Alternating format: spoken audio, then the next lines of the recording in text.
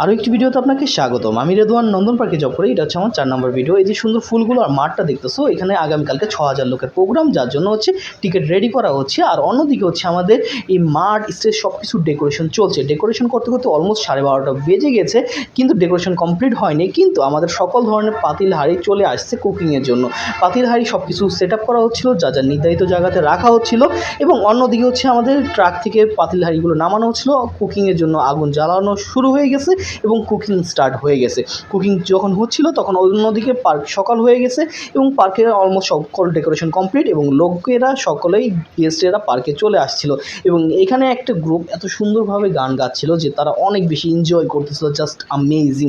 তারা মানে ফ্রেন্ডসরা এত বেশি এনজয় করতেছিল, জাস্ট ওয়াও। এবং অন্যদিকে সকল ধরনের পার্কের গেস্ট এসে মাঠে জড়ো হয়েছে এবং এখানে সম্পূর্ণভাবে গেস্টরা চুপচাপভাবে আসিফের জন্য অপেক্ষা করছিল। এবং ফাইনালি আসিফ স্টেজে চলে এসেছে এবং আসিফ তার সুরের জাদু দিয়ে সবাইকে মুগ্ধ করে দিচ্ছিল, জাস্ট অ্যামেজিং। সে এত বেশি এনজয় করতেছিল এই ক্রাউডগুলোকে, এবং ক্রাউডরা তার গানগুলো অনেক বেশি অ্যামেজিংভাবে এনজয় করছিল। এবং সবচেয়ে ইম্পর্টেন্ট কথা, এখানে কেউ কোনো রকমের বিশৃঙ্খলার সৃষ্টি করেনি, সবাই স্মুথলি এবং সুন্দরভাবে প্রোগ্রামটা এনজয় করছে।